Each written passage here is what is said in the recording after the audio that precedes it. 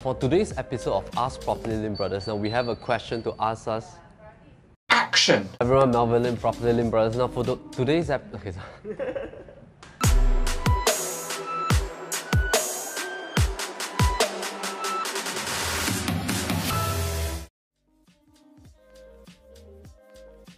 Hi everyone, Melvin Lim, PropertyLimBrothers. Now for today's episode of Ask PropertyLimBrothers, now we have a question asking us what actually goes on behind the scenes after the seller appoints us to list their property in the market. And why don't I show you what goes on behind the scenes for today's episode so that you can all have a clearer picture.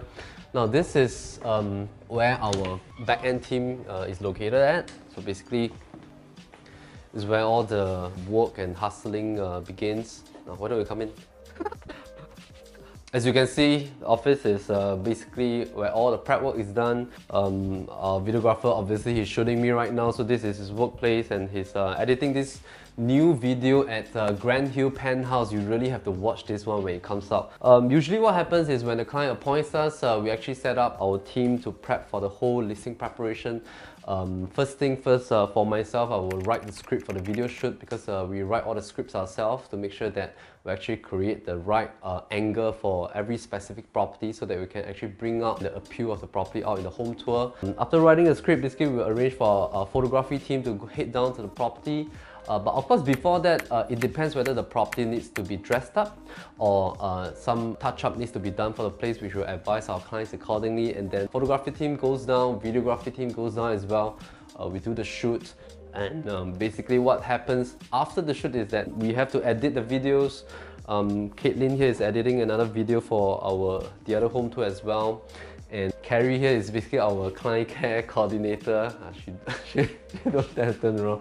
Yeah, so what happens is that after all this prep work is done, we still have to edit the photographs and do the listing description preparation. That is when everything is done, and we'll list everything up to all the platforms, visit all the property portals and all our social media platforms, and we also plan for the detailed targeting to go on for the digital marketing portion in order to reach the right target audience. There's a lot of prep work usually during the week. Weekends, basically Adrian and myself will be all out for viewing appointments and open houses. Weekday wise, a lot of prep work, video shoots, meeting of clients. We also help our clients to analyze their property investments, negotiating contracts for our sellers' properties on offers that were made during the weekends or weekdays. Weekdays is also quite packed for us, and usually we have to discuss with our back-end team on how to also ensure that the marketing for all our properties are in sync, and to ensure that the results from the platforms and the engagement is also doing well for our sellers' properties.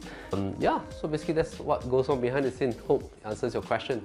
Alright, so we have another interesting question from a seller who is selling their place. So this seller basically says that they are planning to sell their property, but their property has been in the market for a couple of months, and they found that the key objection from most of the people that came to view their place is that the rooms have some odd angle layout, and they feel that there's a lot of objection from buyers saying that it's very difficult to place their furniture, and what can they do about it to improve the situation. Now usually for such cases whereby if there's an odd shape layout in the unit itself, whether it's in the kitchen or the entire living room or the bedrooms, what can be done basically is to create good visualization tools so that when your buyers come into the unit, they can actually visualize better in terms of placement of their furniture. Now why don't you come closer a little bit, let me show you what we've done.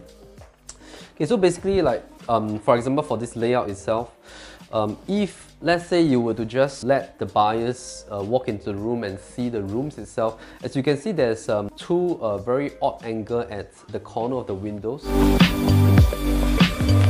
So what we did was that we actually asked our so-called back-end people to actually render the images so that the buyers can easily visualize that, hey, although there's a triangular shape at the room itself, but overall the whole room is still very rectangular in shape and very regular.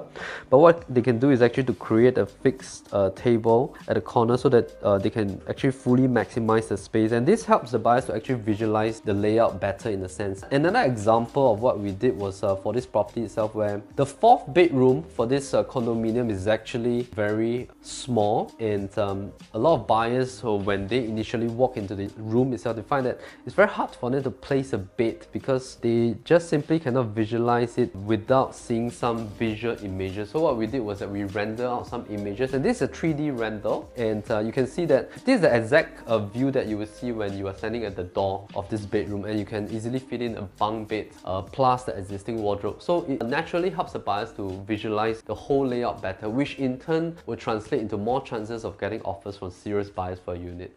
I hope I answered your question.